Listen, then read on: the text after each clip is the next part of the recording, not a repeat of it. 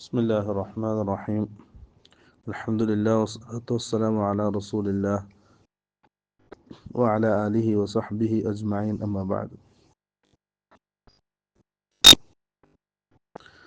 وعن أبي هريرة رضي الله عنه قال قال رسول الله صلى الله عليه وسلم رحم الله رجلا قام من الليل فصلى وأيقظ امرأته فإن أبت نضح في وجهها الماء. അള്ളാഹു സുബ്ഹാനഹു റസൂൽ സല്ലല്ലാഹു അലൈഹി വസല്ലം ഈ ഹദീസിൽ ഒരാളെ സംബന്ധിച്ചാണ് പറയുന്നത്. റഹിമല്ലാഹു റജുലൻ, ഒരാൾക്ക് അള്ളാഹു റഹ്മത്ത് ചെയ്യട്ടെ. അവൻ ആരാണ്? ഖാമ മിനൽ ലൈലി ഫസല്ല, അവൻ രാത്രി എഴുന്നേറ്റ് നിസ്കരിച്ചു.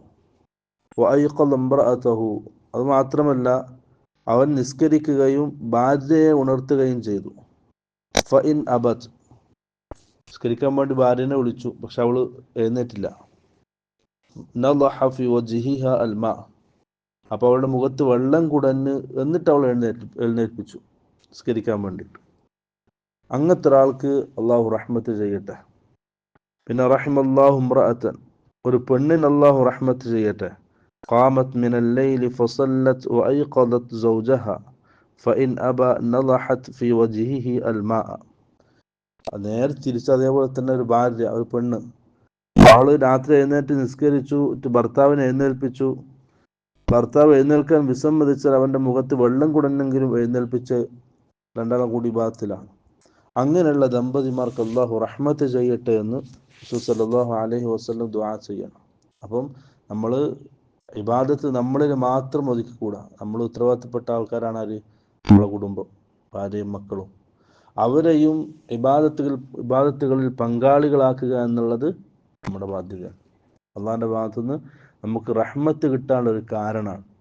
അതുകൊണ്ട് നമ്മൾ ഇപ്പോൾ നിസ്കാരത്തിൽ റമദാനിൽ പള്ളികളിൽ വന്ന് പ്രത്യേക ഇബാദത്തുകളൊക്കെ ചെയ്യാണ്. ഖിയാമുൽ ലൈൽ ഉണ്ടാവും, നോമ്പിൻ്റെ ഉണ്ടാവും, തിലാവത്തുൽ ഖുർആന്, മറ്റുള്ള ദർസുകൾ. അതേപോലെ നമ്മൾ എന്ത് ചെയ്യണം? നമ്മൾ ഭാര്യമാരെയും ചെയ്യിപ്പിക്കണം, അവർക്ക് അതിൻ്റെ അവസരങ്ങൾ കൊടുക്കണം. നമ്മുടെ ബാധ്യതയാണ്. അവസരങ്ങൾ കൊടുക്കുക, അവർക്ക് ചെയ്യിപ്പിക്കുക, പറഞ്ഞു കൊടുക്കുക, നമ്മളെ കൂടെ ഇബാദത്തിന് അവരെ കൂട്ടുക എന്നുള്ളത്. അടുത്ത ഹദീസ് വഅൻ അബീ ഹുറൈറത റളിയല്ലാഹു അൻഹു വഅൻ അബീ സഈദ് റളിയല്ലാഹു അൻഹു ഖാല ഖാല റസൂലുള്ളാഹി സ്വല്ലല്ലാഹു അലൈഹി വസല്ലം ഇദാ അയ്ഖള الرجل أهله من الليل فصليا أو صلى ركعتين جميعا كتب في الذاكرين والذاكرات.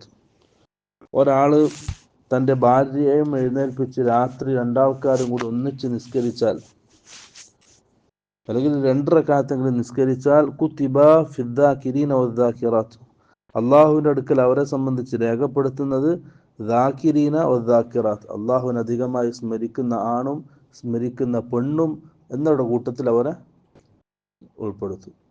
ഖുർആനിൽ എന്താ പറയാ? ഇങ്ങനെ ഓരോ ആൾക്കാർ വദ്ദാകിരീന അല്ലാഹ വദ്ദാകിറാത്തി, അള്ളാഹിനെ അധികമായിട്ട് ഓർക്കുന്ന ആണുങ്ങൾ, അള്ളാഹുവിനെ അധികമായിട്ട് ഓർക്കുന്ന പെണ്ണുങ്ങൾ. അഅദ്ദല്ലാഹു ലഹും അജ്റൻ കബീറ, അള്ളാഹു വലിയ പ്രതിഫലമാണ് അവർക്ക് രേഖപ്പെടുത്തിയിട്ടുള്ളത്.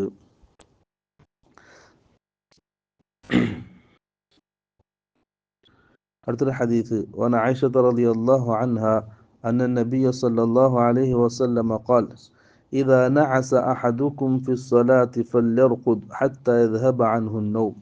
ഇനി രാത്രി നിസ്കരിക്കുന്ന സമയം ശ്രദ്ധിക്കേണ്ടത്, നമുക്ക് ചെറിയൊരു മയക്കമുണ്ട്, ഉറക്കം വരുന്നുണ്ട്, നല്ല ഉറക്കമാണ് വരുന്നതെങ്കിൽ നിസ്കാരത്തിൽ ഫല്യർഖുദ്, അവൻ നിസ്കാരം നീക്കി വെച്ച് അവൻ കിടന്നുകൊള്ളട്ടെ, ഉറങ്ങിക്കൊള്ളട്ടെ.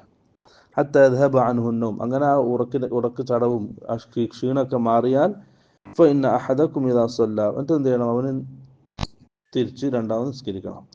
ഇനി ഫഇന്ന അഹദകും ഇദാ സ്വല്ലാ വഹുവ നാഇസുൻ, ആരെങ്കിലും ഉറങ്ങിക്കൊണ്ടാണ് നിസ്കരിക്കുന്നതെങ്കിൽ, നിസ്കാരത്തിൽ നല്ല ഉറക്കിലാണ്, ലഅല്ലഹു യദ്ഹബു യസ്തഗ്ഫിറു ഫയസുബ്ബു നഫ്സഹു, അവൻ എന്ത് ചെയ്യും?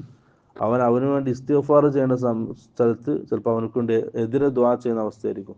ഉറക്കിലാണ്, ബോധമില്ലാണ്ട് പലതും തെറ്റിപ്പറയും, അബദ്ധങ്ങൾ സംഭവിക്കും.